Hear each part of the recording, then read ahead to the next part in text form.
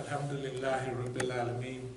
The title of tonight's talk is Guns and the Global Conspiracy. But before that, I want to go into another subject which is very closely related to weapons. What I want to talk to you tonight is about drugs and the global conspiracy in conjunction with guns and the global conspiracy. Believe it or not, they have a lot in common. First of all, well, I'll start with one of our old flyers, 1986. Drugs and their effects. Then it has on the individual, on the family, on the community, drugs as a means of exploitation and control of the black community. Who is the real victim? What we can and should do to save ourselves and our community from its deadly and destructive element. The dates up here are all 1986, April 27, 1986. And this was a series of events, weekly events. And the last one was May 25th. In fact, that was Malcolm's birthday. May 25th, 1986. So it shows you that we have some knowledge of this. The other thing I want to mention is that we, in the early years, were very closely associated with drugs. In fact, part of our East Oakland enterprises, part of our economic enterprise zone, bounced off of marijuana, of course, and cocaine, and a little bit of crank here and there. But we control those markets. The government tried to hint that we sold heroin and what have you. We didn't sell any heroin. Heroin was known as strictly a killer, that it was designed or brought into the black community in a big way to destroy it. Now, drugs and their effects. First of all, drugs was used to destroy the black movement right away. I just want to say that, and I'm going to try to speed up. But drugs was used as a mechanism to control and to destroy the movement. The other thing about, it's not only a movement killer, it's a community killer. I'll explain it this way. Drugs is a closed-in system. I'll repeat that. Drugs is a closed-in system.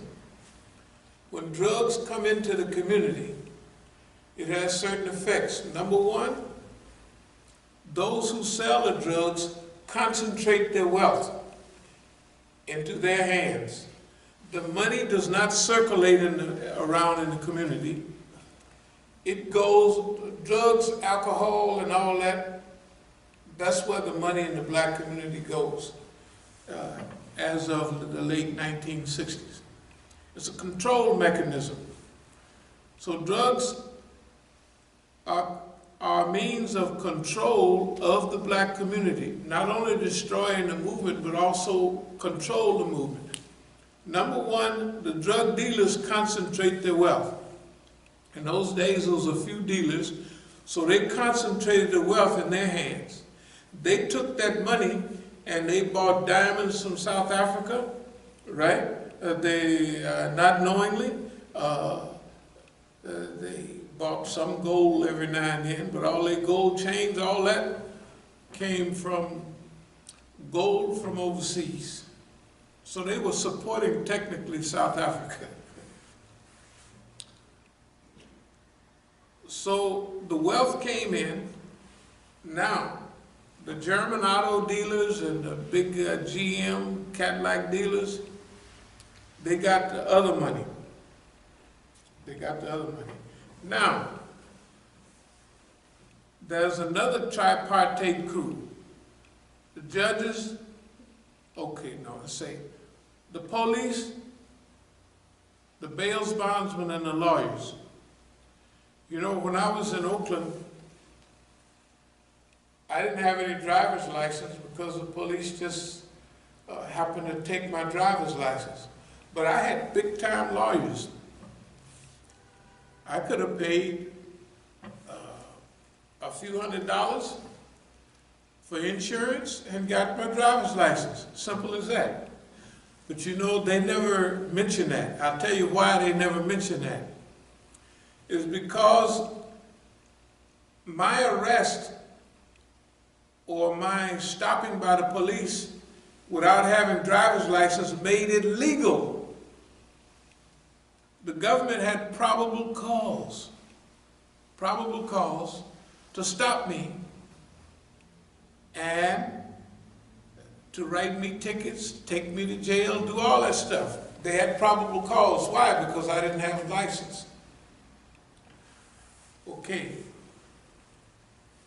What does that have to do with the bail bondsmen, the lawyers, and the police? The police arrest me.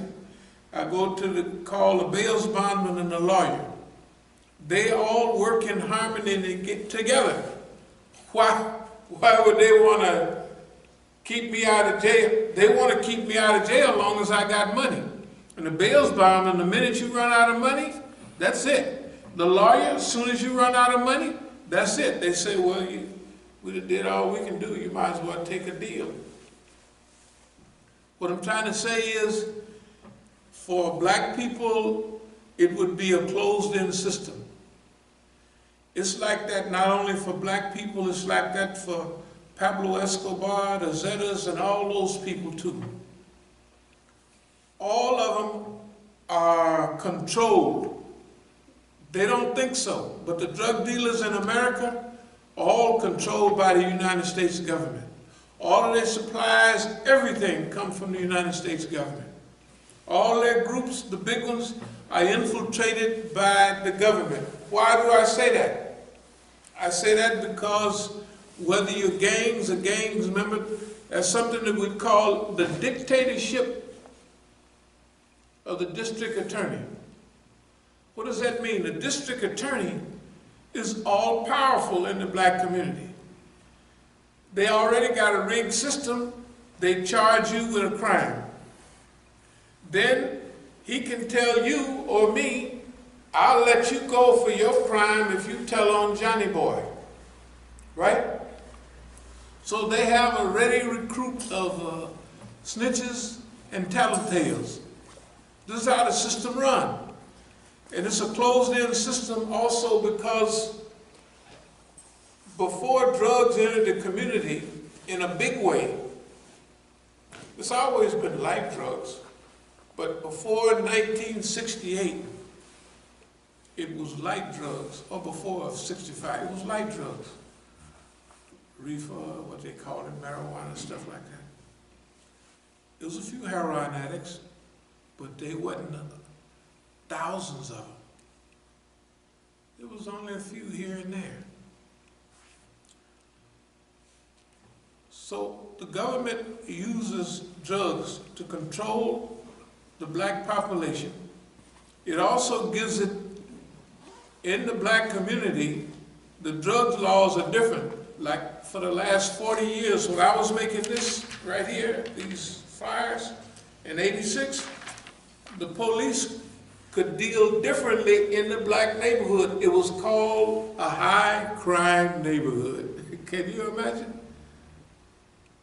In a high crime neighborhood, the threshold for aggression is less than in a lily white neighborhood.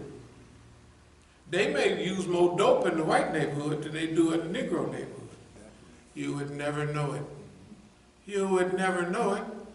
Why? Because ain't nobody up there bothering them. So it's a closed-in system. That means the bail bondsman that mean the lawyer, that mean the police, are all in cahoots. They all, why would your lawyer want you not to get no case? It's just like an undertaker not wanting nobody to die. I mean, he don't sit there, I hope somebody die, but business is business. So he at least hope, well, if anybody dies, we hope they come to our place, our funeral home, right? You know he's sitting there and think, ain't nobody died in 3 weeks. Good God Almighty, we're going to be going. So that's the same way a lawyer is. He went to school for it. The bail bondsmen have insurance. Here's one of these if you like. I had told you that about those Luke Mon things. Mm-hmm. Yeah, that's one. You can have that. So I'll speed up. The title of the talk today is Guns and the Global Conspiracy. But before I get to guns, I have to walk it through drugs. Drugs has a serious effect on the individual. The family is automatically immobilized, confused, and eventually they just go broke or they leave, they just can't stand it anymore. The community is the same way. The black community, back in the day, all the doors were wide open. People wouldn't believe that. Right here in the southeast Washington, nobody locked their door. Why would they do that? It's just black people out there. But when black people start robbing and stealing each other, the effect of drugs. In the black community, one person a year or every 2-3 might get killed in a dice game, or he caught somebody with his woman, something. Maybe 2 or 3 people got killed. That'd be a boost a year. But not black on black crime like it is. Black on black crime is a new invention from the late 60s, early 70s. Black on black crime. The system engineered black on black crime. Why? Because it wasn't there before. The point I'm making is drugs is a tool for control, the black community and now the white community. Okay, and we're not new at this. This is 86 right here. That's 33 years ago. That's 33 years ago. So I will have to admit that I wasn't a day-to-day drug dealer. I was just about as high as you can get. And I went from international, Mexico, and then before you know it, I'm in South America, smuggling cocaine up here. So I got a chance to see the drug as they really are, but there's something that made my journey different. I looked at it in depth. And that's one of the reasons I stopped dealing. Is because I realized that Boss Man had been a part of everything in California. Then when it shifted to Mexico and South America, I realized that Boss Man was playing an integral part in the whole thing. I told one of my friends, I remember it was 73, I said, I'm tired of dealing the white man's dope. My friend didn't care at all. He was like the dark-skinned fella in Superfly. Man, this is heaven. And I'm talking about a moral issue, ethics. I said, man, I'm tired of dealing the white man's dope. He was thinking, well, you smuggling it, you doing this, that, and another. But we were not controlling it. When they get tired of you, that's why they can exchange no matter how big you get. When they get tired of Pablo Escobar, he's gone. When they get tired of the Zetas and other ones, they're gone. They get rid of them. On the way, they develop competition amongst the Mexican cartels used to work, believe it or not, they used to work together closely. Not in the last 20 years. They've been killing each other. With what guns? FBI and what's the gun authority here? ATF. ATF. One of the guns, they said, this gun killed us such and such an agent. And it was registered, their numbers as, the people was wondering, how could that happen? That's because they send their guns here, down there. They need guns to keep them fighting. Just like the military-industrial complex, it has to have wars. It has to have puppet leaders. It has to have them. So, drugs is the dirtiest game out of all of it.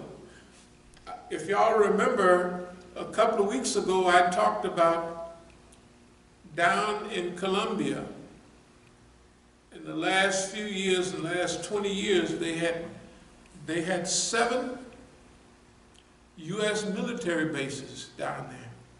If anybody had a chance to check, they would realize that the United States government was there to protect their drug shipments and to squash the guerrilleros, the guerrillas. Why? They was getting too big, they was selling drugs too, they could buy brand new weapons, they start capturing all kind of territory. So the U.S. came down there and put them in their place. Before you know it, last year before last, they made the peace treaty. The FARC, M19, they made a peace treaty with the Colombian government. Why? Because the people knew we can't beat the Americans. Okay, so the war on drugs. This is in actuality a war on black people characterized by the following aims.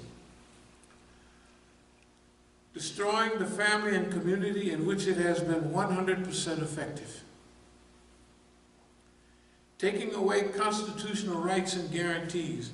Have you noticed the slow, it ain't even slow now, the erosion of constitutional rights? They jump a little bill in here, oh, it don't, before you, now, we look at it and say, man, they done knocked, we say we don't have any more constitutional rights. But other people, oh, they're not too heavy into it, so they just, we still have a right to do it. That's because they're not active.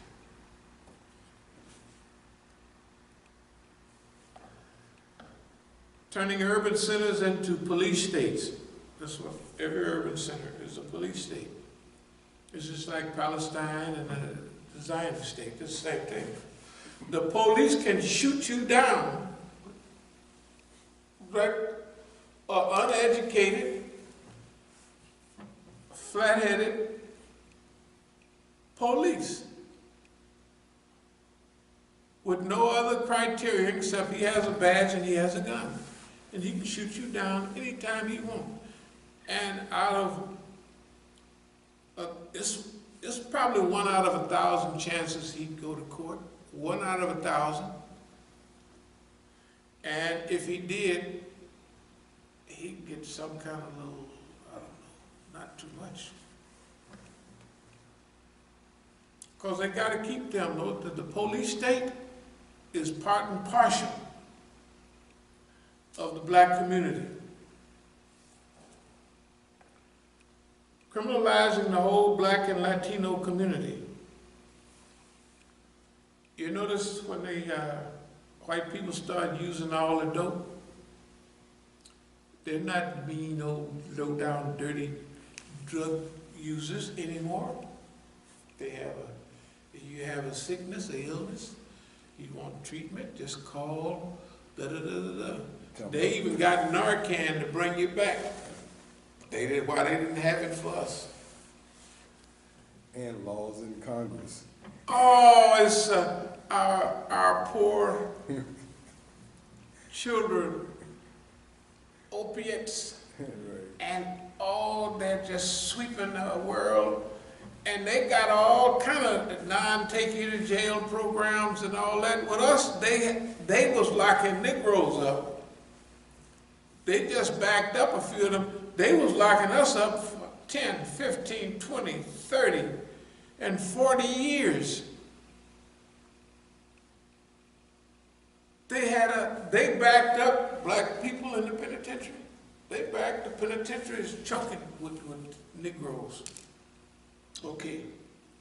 War against Islam, Muslim threat, is actually meant to achieve the following goals: stopping the global Islamic revival, which has been steadily gaining momentum across the world from here to Palestine, branding all good works of Muslims as terrorism, and C, changing the public image of Muslims from advocates of education, development, and social justice to terrorism. We can say with experience and confidence that the biggest dope dealers and terrorists in the world is the United States government. That's just our statement on that, and that's old. That's been restated so many times. So now, let's try to ease off into, we see that drugs and guns are very important in this, and general oppression. This is a book, this is 10 years old, but that's the budgetary impact of ending drug prohibition. This is an article from MIT or something, and they do a study. This is budgetary impact of ending drug prohibition, what the white folks say. Why is it the longest war? This is a 50-year-old war. They got a lot of casualties and the war is still going on. Why? They don't want it to end. Huh? They don't want it to stop. They don't want it to stop. They fueling it. It's like fentanyl all over the world.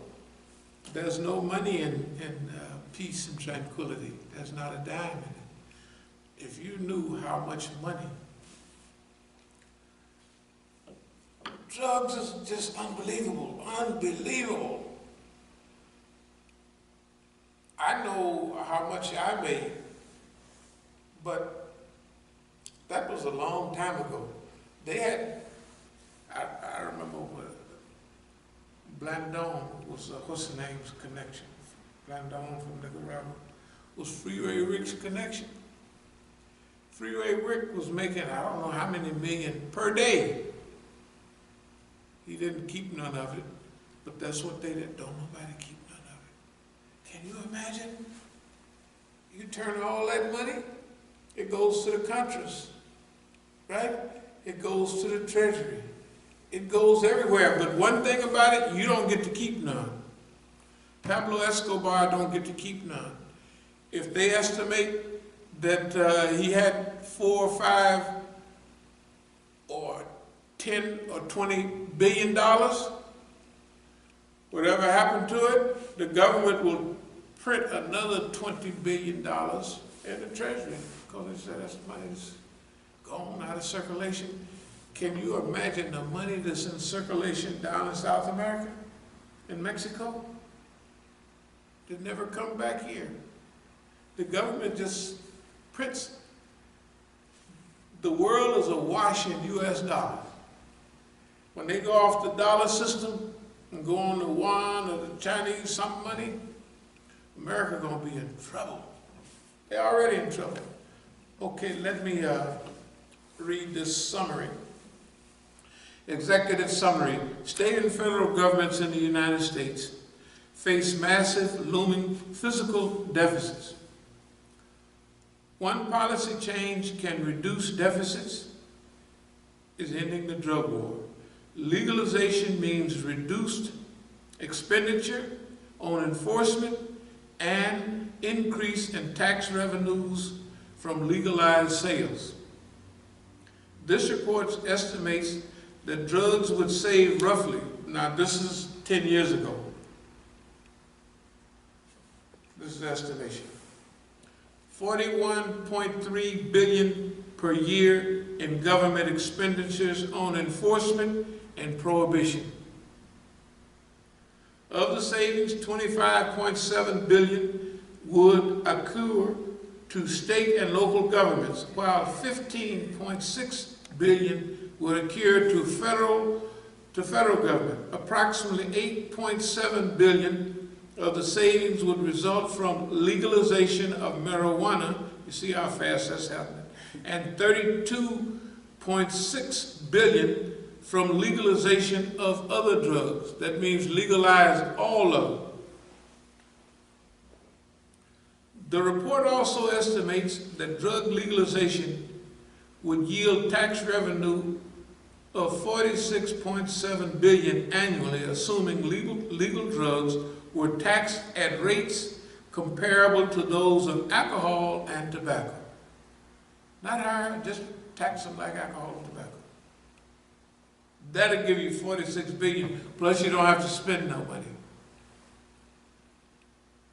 Approximately $8.7 billion of the revenue would result from legalization of marijuana, $38.0 billion from legalization of other drugs. Drugs is haram. We're not advocating drugs for Muslims. But to stop the manufactured control of the black community, legalize drugs. You won't have no excuse to have, the gangs won't be killing each other, right? It's like prohibition. When white folks realized that prohibition wasn't working, what did they do? They said finished. Didn't take them no time.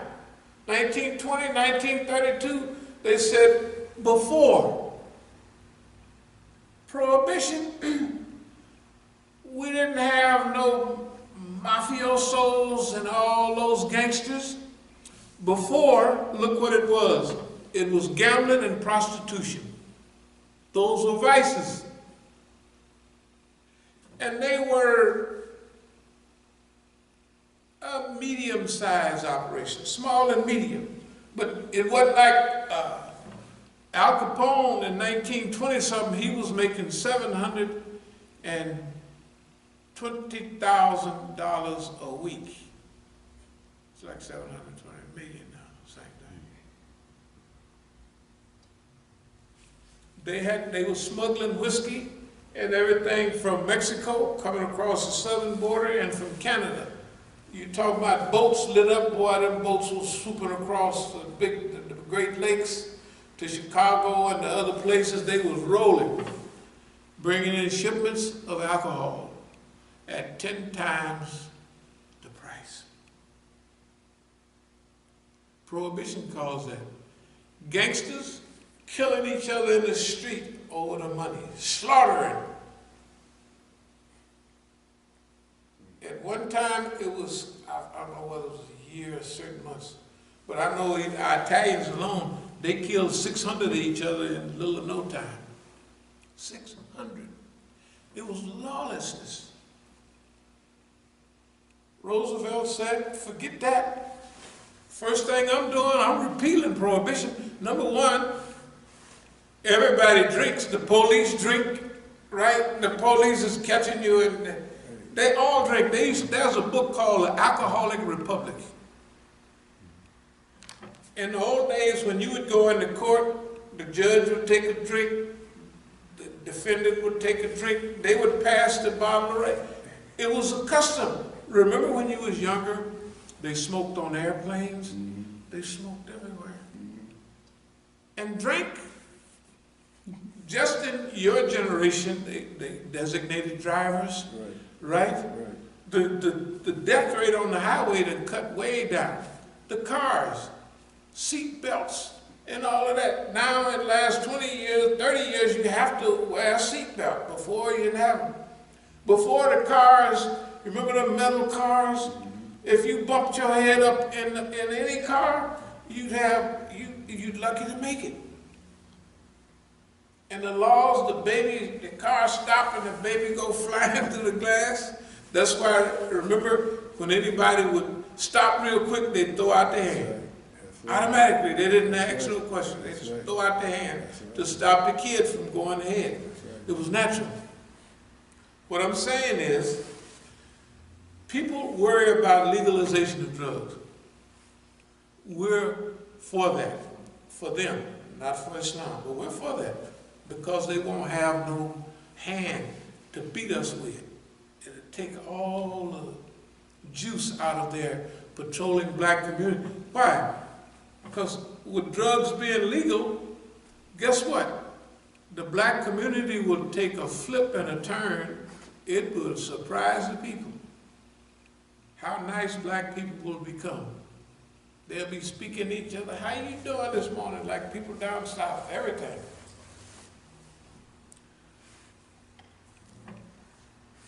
They retool cars. Ralph Nader them got to fixing on cars, right? What I'm saying is, the legalization of drugs will take care of their gun problem, their murder rate problem. You know, their statistics say 80% of crime is drug related. That means you can get rid of 80% of the police, 80% of the judges, 80%, it's the industry. They don't want to see it go. Plus, it gives them more police power. Police states always want more police powers and less power for you. Okay, let me just breeze over a few things, then I'll get to the legalization would guarantee tax revenues roughly at 46.7 billion annually.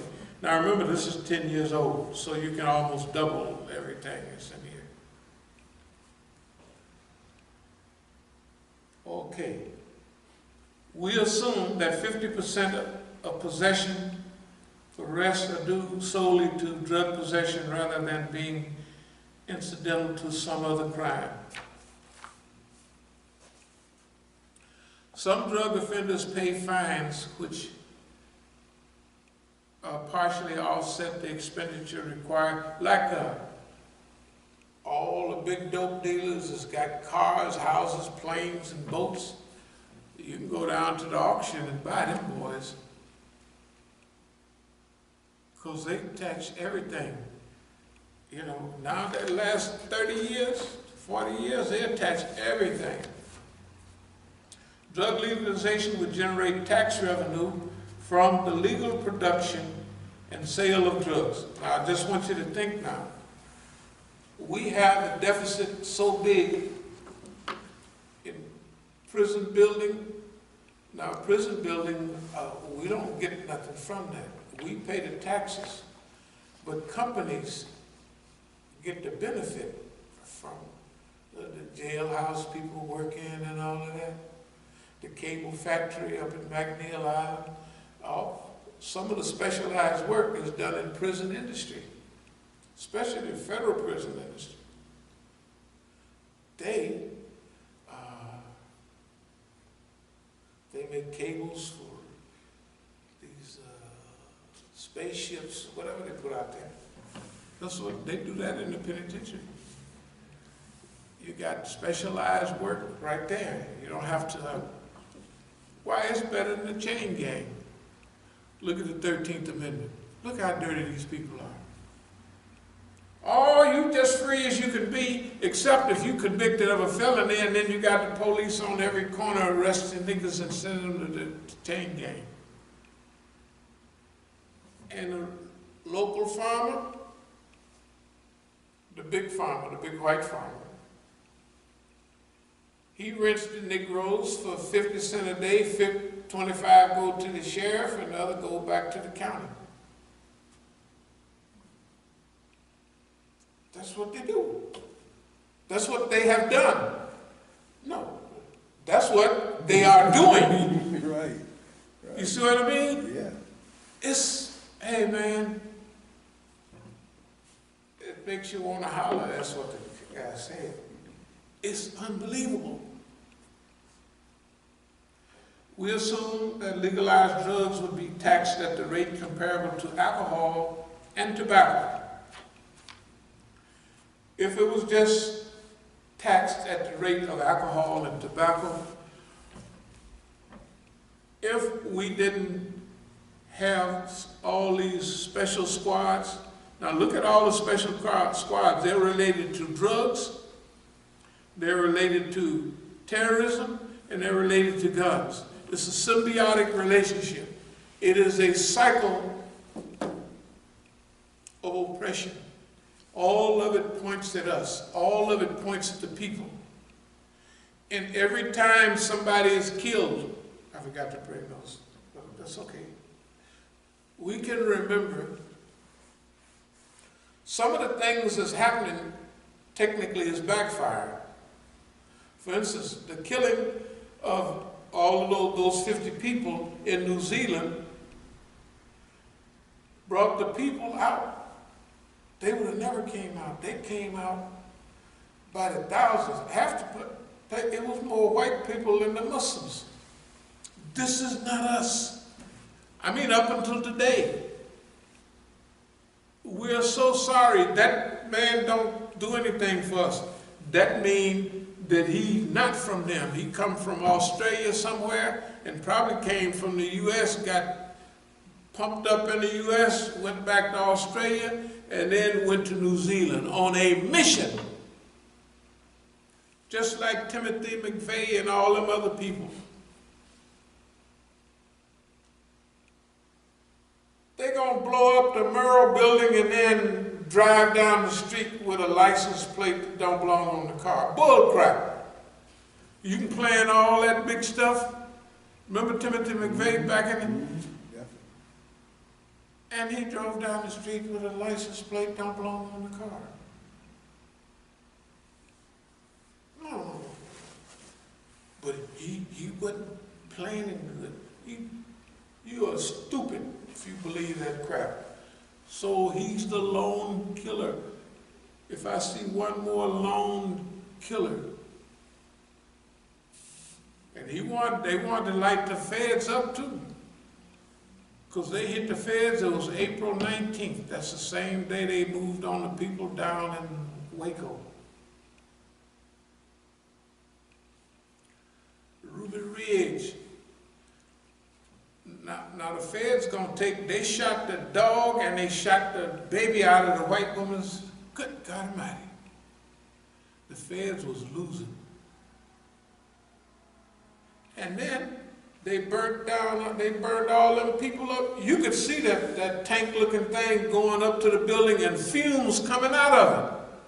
Then it pulled back, and the old white lady, the old ugly white lady, Janet Reno said, there was no pyrotechnic device. It was a pyrotechnic device. You could see the fumes coming out of the thing, and it poof. When it goes like that, that means that fire is set. It didn't develop over no time, and they burn up everybody. It's like burning up the people in L.A. When them people get mad, and you put them out of sorts, they'll burn your behind up. White or black. Children, everything. So the Merrill building in Oklahoma, I think it was a mixture. They planned it, but it was planned to look like Get Back by the other white folks. Total impact of drug legalization on government budgets would be approximately $88 billion. Just double that up now. That means if drugs were legal, it'd be like not having a defense budget. It'd be like if you didn't have an army, you wouldn't have a need to go to war. You couldn't go to war because you don't have an army, right? So budgetary impact on ending drug prohibition. Why are they not talking about it more? There's lawyers for it, there's judges for it. I know one judge over in Baltimore, he said, man, you gotta legalize this stuff, it ain't none of that. There's tons of people for total legalization. Whatever it is, it couldn't be worse than what we got now. As long as we got these drug laws, we can't make any real progress. It's like shouting in the dark. You can't make any real progress. Nobody can. Now it's the jump the fence to white folks. They're not gonna, two people up at the top, or the five or six folks up there, they're gonna get over like a fat cat. But all the rest of the people, could you push the heat up just a little bit? Yeah. Just a pinch. Okay, so let me get now back to, we done covered drugs and their effects. We done covered the budgetary. And now, let's get to guns and the global conspiracy. But so far, I'd like to ask the people, do y'all understand what we're talking about here? Drugs is used as a means of control of the black community, the Latin community, and now the white community. You cannot make no societal progress as long as drugs are illegal and everybody's using them. You just can't do it. It won't work. There's no system that would allow on everything. Years ago, people was wondering, what happened to GM? Well, everybody in Detroit was using dope. So the cars was falling apart, right? They was falling apart. I'm telling you. And the foreigners come in with them little Toyotas and Hondas. They were meant to last a long time. U.S. products had an ending date on them. They was built for 2 years only. In 1970, the 69 Cadillac I had, Brougham I had 50,000 miles and 5-year warranty. The 1970 Cadillac had 1 year and 12,000 miles. Planned obsolescence. And under all that, they had big giant gas guzzlers. Hey man, they had 4-barrel carburetors. I don't know if you ever seen one. 4-barrel carburetors, and they had 472 cubic inches. The Eldorado had 500 cubic inches. Them engines was as big as this Masjid. And they get you on the highway, they get you 11 miles a gallon. And on the street, they might get you 4 or 5 miles a gallon. But gas was only 30 cents a gallon.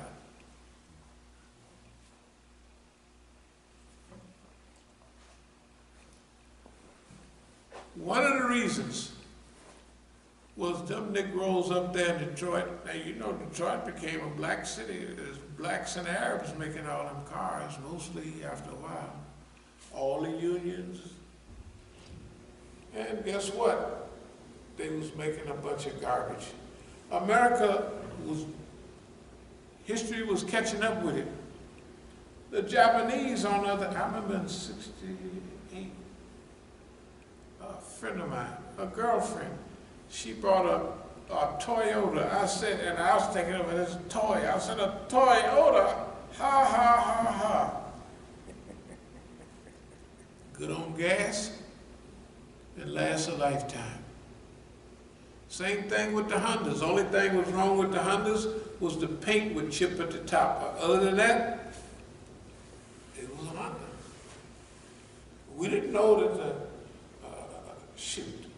motorcycle industry, everything, Hondas and Suzukis, and by 1980, America, the big time, was gone. They made their last big, long Broham, 85. That boy is longest from here over there. So that's it. Finally, after all of them years, they started getting fuel efficient. If they didn't, they was going to lose their whole market. GM used to say, so goes America, so goes GM. GM in America was harmonious. What's good for America is good for GM, and what's good for GM, that's what they used to say is good for America. Didn't mean to divert from that diversion, but that's... Now, guns and the global conspiracy. This goes back to what we talked about before.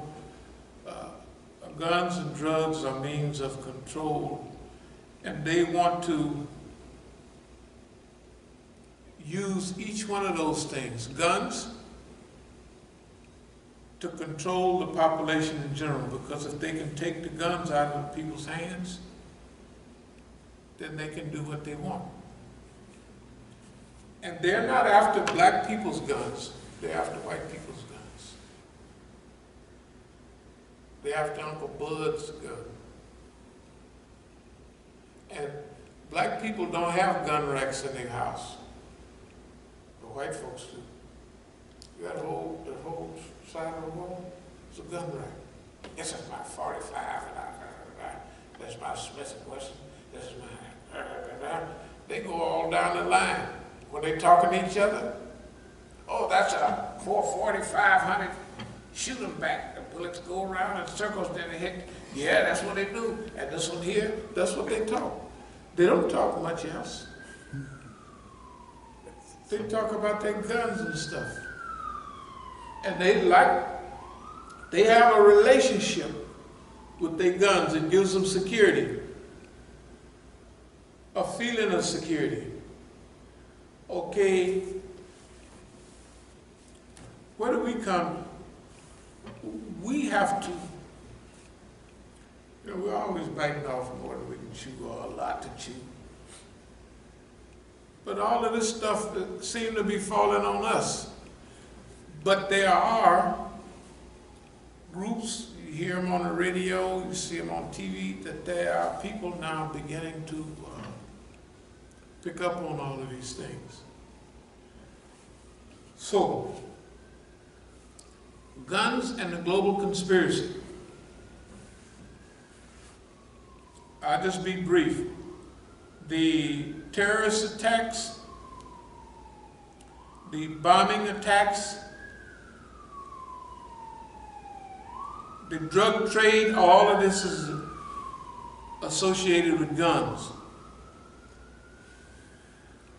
All these conspiracies relate to control, though. Control in the past, you and I, the black community, but now control of the white community. Why? Because they don't have nothing to do for what, they're getting ready to get robots. They don't need the white folks no more. They don't need him anymore. He was a hero. That's why we got to get to him fast, because maybe when the shooting starts, he'll shoot in the right direction at his real enemy, the one that sent his job to China, right? The one that closed down his factory, the one that's interfering with his life. That's not us. That's the system. Therefore, we have to help point them, if everybody can see what I'm saying, we have to help point them in the right direction so they'll know what they're shooting at, why they're shooting at it, and who can help. And we've said many times, we want to be invited to speak at white folks' churches and all these other groups and organizations. You'll find out all this stuff about drugs and being a target sooner or later, but it'll be like us. You'll almost all be dead. So we're trying to get to you now while there's a body that's still alive and functional. You wait another 9, 10 years, hey man, you got to look at the numbers. 70,000 people, of course, they lie. 70,000 people died on opiates last year, or year before last, with Narcan, with all these fluffy-duffy stuff. Right? Yep. That's a lot, 70,000. In addition to them killing themselves. 22 soldiers committing suicide per day. How many just give up and wallow in drug? All of those things of depression and all those things that they took us through, they took the Indians through that. Why you think alcohol is the biggest thing? It's always been because they firewatered it. They knew this would control the Indian. That's right. It ain't nothing new. The Opium War in China, man. Okay. So we have here care. If care don't care, forget about care. We feel it. We write in the book, then we have to put in there what we want to write in our own book. That's just all it is. The same thing that we talked about a couple of months ago and back. We're writing this book. This is what we wanted to say. We want to show America as rescued. America, you know, this stuff about America the good, other people may not care nothing about it. Personally, here at this station, we care about America the good. That's something ain't nobody seen before. America want to be number one again? That's how it could be number one. It can't be number one and this other stuff. It's caught up with it. But America could be number one in good. Okay, we're going to make a new global system and we're going to do this, that, and other. The only thing they'd have to do is control the rich white folks back there. That they would spend all their time, money, and gold to make war and to make everything that we try to do fail. And this up and coming period, the thing that will cause the most trouble is those people with money. The people with money are so blind, it's like when it says that those involved in Reba, it runs them crazy. Well, imagine human beings building robots and other stuff that will replace human beings. Suppose we got unemployment everywhere, but they're going to make robots to replace human beings. Why? Because it's more money. No health care for the machine. No, that's because money is controlling everything. We have to take money and consumerism out of this. As long as it's there, it'll be a dilemma. That's going to be our next fight. Our big fight will be with the moneyed people and readjusting to consumerism and getting back to humanism, where it was before, like not going backwards, but going forward to, you know, the thing that people really strive for is to be loved, to be accepted, to be a part of a movement, organization, a family, right? That's what people really like. When they don't have that, they try to fill that up with everything else, and it hasn't worked yet. Ain't nobody, Bill Gates or nobody, filled up that void that a simple human relationship, getting back with their cousin or somebody, right? Actually, they're profiting off of not having that. Yeah. Everything that they've created is to create individualism. That stuff is that's a dead letter now. Right. Individualism, we're not communism, but we need communism. We need to, what we're going to try to do is bring the best out of the human being, not the worst. That's what we want to do. Okay. About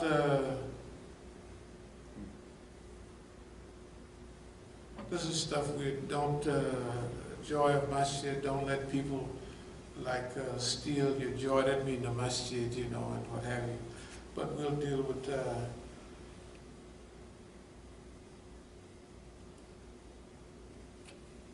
kind of a recreation, black economic zone or Islamic economic zone. We're just not new. We've been all the stuff about community. We remember everything about Masjid, community, living close together. We've been at that stuff from day one. But they would call that an economic zone.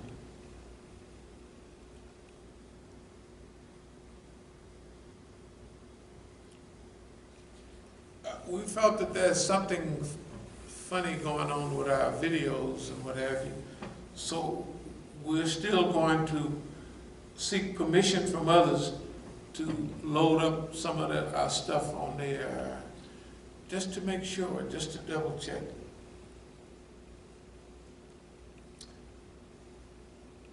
Something that people didn't expect, the strategic Negro. They just didn't expect the strategic Negro. But that's what we have to be. For some of the stuff we've been talking about, will be brief congressional investigations, OPD, FBI, NSA, on and on. We don't have to go through what we've already done, but we have, we will mention one more time, creeping erosion of civil and human rights. Drug laws, gun laws, all of that. The dictatorship of the prosecution.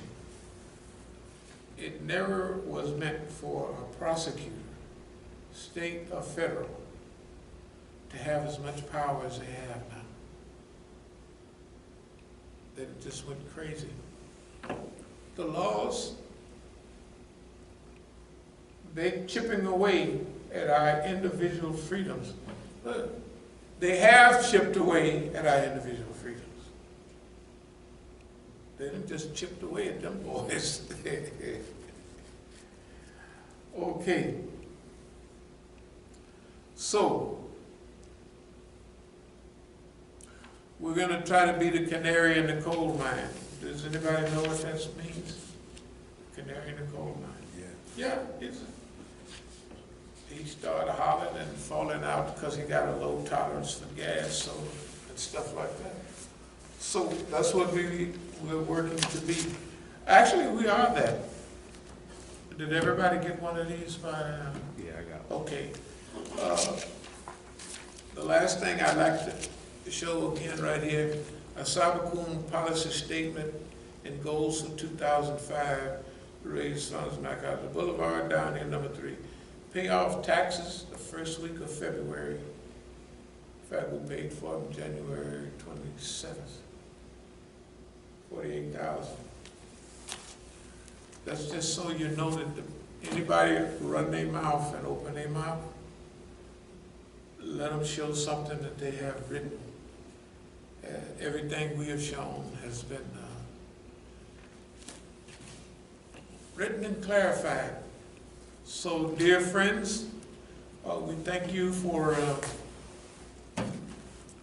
riding with us tonight. And Assalamu alaikum wa rahmatullahi wa barakatuh.